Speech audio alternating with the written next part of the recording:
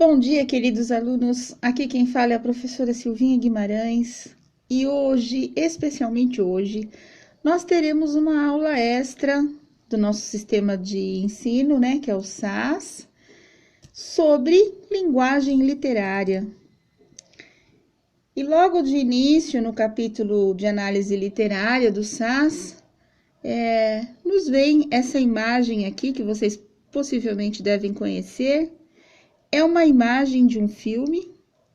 O filme tem o nome de V de Vingança. Tem um fragmento do filme que diz assim: você usa tanto uma máscara que acaba se esquecendo de quem você é. Essa frase foi tirada do filme. É bom a gente falar um pouco a respeito do filme, gente. Esse filme, ele retrata um período de após Primeira Guerra Mundial. E a Inglaterra ela é ocupada por um governo fascista e vive sob um regime totalitário. Aí na luta pela liberdade, um vigilante simplesinho, conhecido apenas como V, utiliza-se de táticas terroristas para enfrentar os opressores da sociedade. O V, ele acaba salvando uma jovenzinha da polícia e encontra nela uma nova aliada em busca de liberdade e justiça para o seu país. Esse filme chegou aqui nas telinhas em 2006 e foi realmente um sucesso. Mas eu gostaria de me ater aqui a essa frase extraída do filme. Você usa tanto uma máscara que acaba se esquecendo de quem você é. Essa é uma linguagem literária, queridos. E vamos verificar por que esta é uma linguagem literária. Vamos um pouco mais além. Vamos falar de Cecília Meirelles. Cecília Meirelles é uma poetisa modernista brasileira, muito doce, muito intimista, muito introspectiva. E nesse poema de 3 estrofes, chamado Retrato, ela diz o seguinte: eu não tinha esse rosto de hoje, assim calmo, assim triste, assim magro. Nem estes olhos tão vazios, nem o lábio amargo.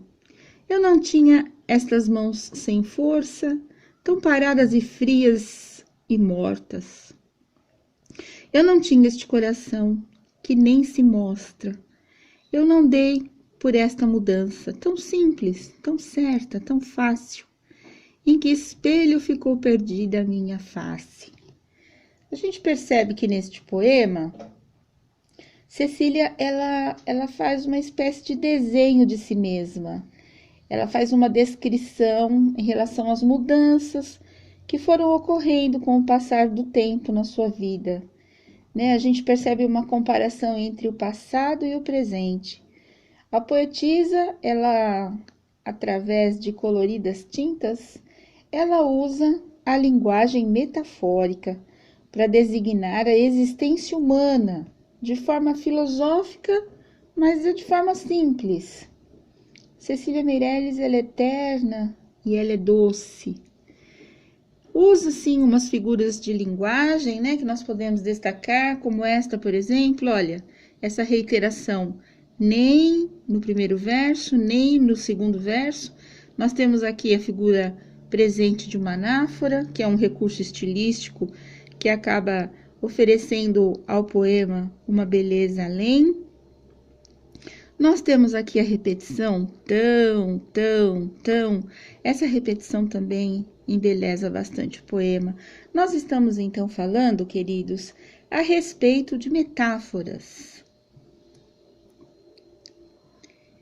Adriana Falcão tem um pensamento interessante quando ela diz o seguinte: certeza é quando uma ideia cansa de procurar e para. Desculpem, queridos, aqui não tem mais acentuação no para, porque perdeu o acento diferencial. Então, desconsiderem esse acento. Nós sabemos que a palavra certeza é um substantivo feminino. E é uma qualidade, um caráter ou virtude do que é certo ou considerado certo. É um conhecimento íntimo ou expresso, uma convicção. A palavra certeza aqui, nessas palavras da Adriana Falcão, que porventura foram retiradas do texto de apoio do nosso método de ensino SAS, tem uma função metafórica. Certeza é quando uma ideia cansa de procurar e para. Na verdade, a palavra certeza, ela assume a convicção como se fosse uma criatura humana.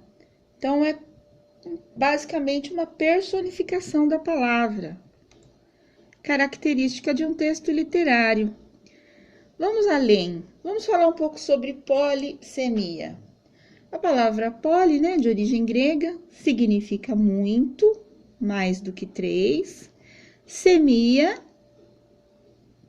faz parte do contexto da palavra, está voltado ao significado. Quando um vocábulo possui mais de um significado, então a gente tem aqui censo e internet. Quantos acessam a rede? A personagem pergunta. Nenhum. Eles dormem no chão mesmo. A personagem está se referindo à palavra internet. E aqui a resposta desta mãe está relacionada ao tecido que se suspende para dormir ou descansar. Então, nós temos, dentro do mesmo contexto, 2 significados diferentes. Precisa-se de homens bomba. Bom, aqui pela indumentária das personagens, a gente percebe que está se tratando de Oriente Médio. E aí faz alusão a um homem que tem o tórax abaulado, tem o físico bastante rijo. Então, existe uma polissemia aqui, que ele pode ser considerado um homem bomba para os conceitos do Oriente Médio, e ele pode ser um homem bomba de estar o quê? Forte, grande. Nós temos aqui 2 situações comparativas. Eu odeio esses pneus, ela dá uma apertadinha aqui, não tá gostando dos pneuzinhos. E aí, vem o mosquito da dengue e diz, eu adoro esses pneus. Por quê? Porque é o lugar onde ele se prolifera. Então, aqui a gente tem uma polissemia.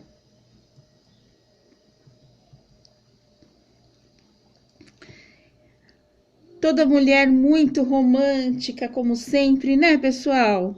Eu quero chegar no teu peito. Aí ela pensa assim, como você é eterno. E olha qual é o pensamento que ele tem em mente. Literalmente, ele quer chegar no peito da amada. Então, aqui nós temos o quê? Nós temos uma polissemia de interpretação e significado. Polissemia, então, significam muitos significados. Eu acredito que vocês devem conhecer a música do Seu Jorge. Na apostila do SAS faz alusão a esses versos, que significa eu sou favela.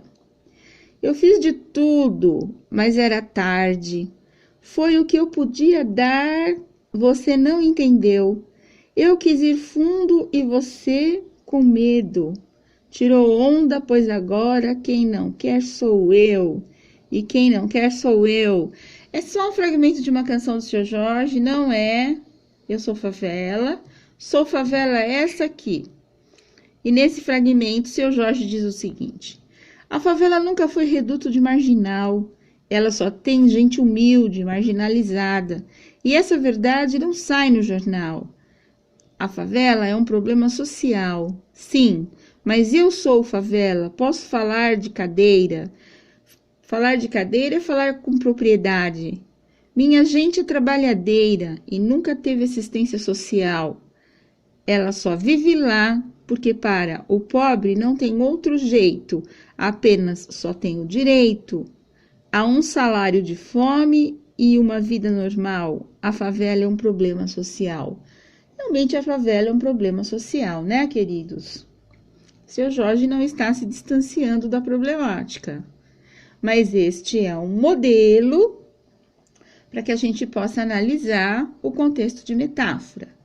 Vamos falar sobre plurissignificação. É a característica da linguagem literária de abrigar vários significados na expressão.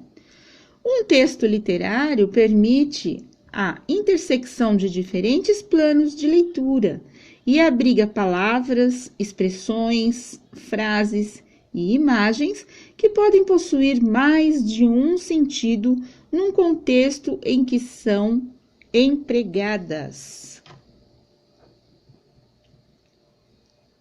Por exemplo, alguém que tem o rosto de madeira. O que será que significa isso? A linguagem literária se caracteriza pela abundância do sentido conotativo ou figurado.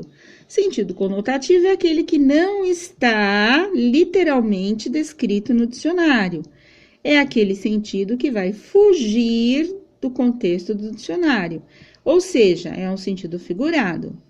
Quando as palavras assumem diferentes significados no texto literário, embora este fenômeno não se dê apenas nesta esfera, ocorre o que nomeamos de plurissignificação, ou seja, vários significados.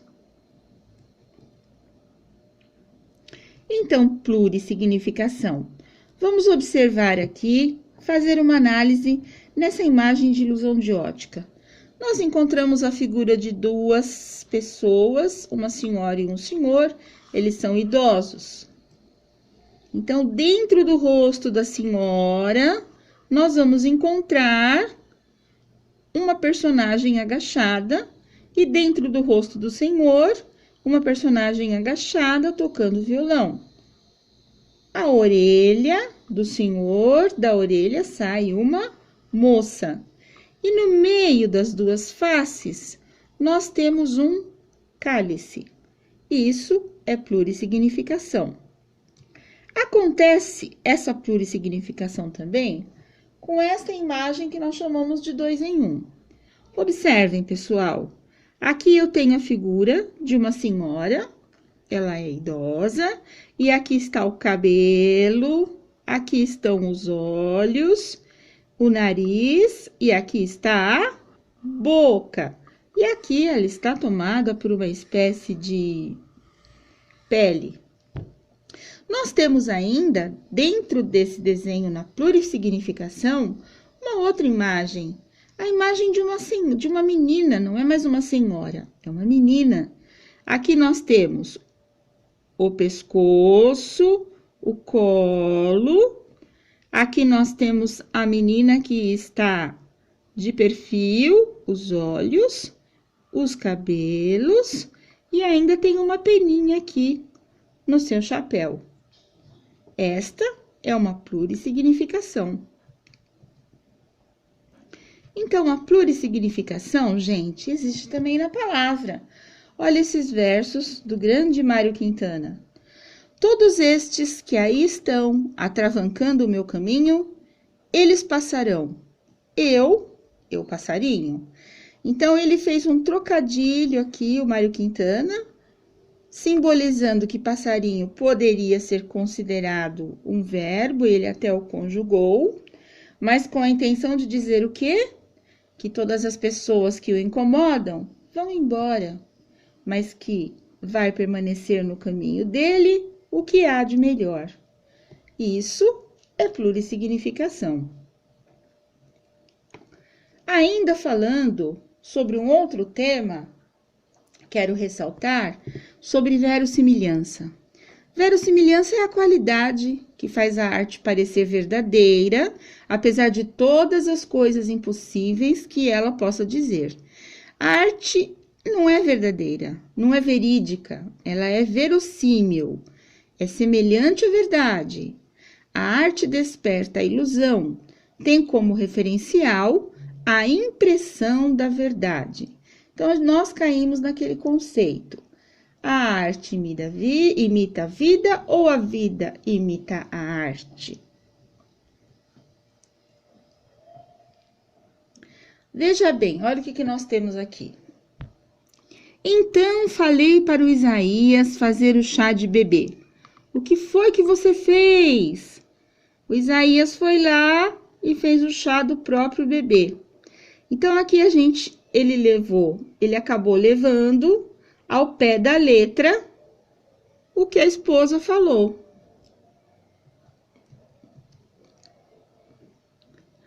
Vamos observar ainda. Não pude fazer a tarefa porque meu computador pegou um vírus e esse vírus contaminou meus lápis e minhas canetas. Ora, que tristeza, hein, pessoal? Essa é uma plurissignificação. Então, o que é uma metáfora, na verdade? A metáfora é o emprego de uma palavra com o significado de outra em vista de uma relação de semelhanças entre ambas. É uma comparação subentendida ou o emprego de uma palavra em sentido figurado. Eu trouxe aqui os exemplos até extraídos lá do Ari de Sás. Minha boca é um túmulo. Minha boca não é túmulo, mas quando eu digo isso, significa que eu sei guardar segredos. Seus olhos são luzes brilhantes. Seus olhos não são luzes, muito menos brilhantes, mas seus olhos têm o quê? Os seus encantos, irradiam muitas coisas boas. Essa rua é um verdadeiro deserto. Significa que a rua está sempre vazia. Vamos olhar um outro exemplo. Não falo mais com você. Olhar sua cara está me dando nojo. Saia daí agora. 4 minutos depois. Querida, podemos conversar agora? O que ele fez? Ele foi lá e colocou um saquinho na cabeça. Essas tirinhas do Dr. Pepper, elas são sempre bastante reflexivas. E com essa aula, nós encerramos a linguagem literária. O que eu gosto sempre de reiterar é o seguinte: a linguagem literária é a linguagem que não é do dicionário. É a linguagem conotativa. A linguagem do dicionário é chamada de linguagem denotativa, que segue à risca os conceitos do dicionário. Bom final de semana para vocês. Até a próxima semana, se Deus quiser. E um grande abraço.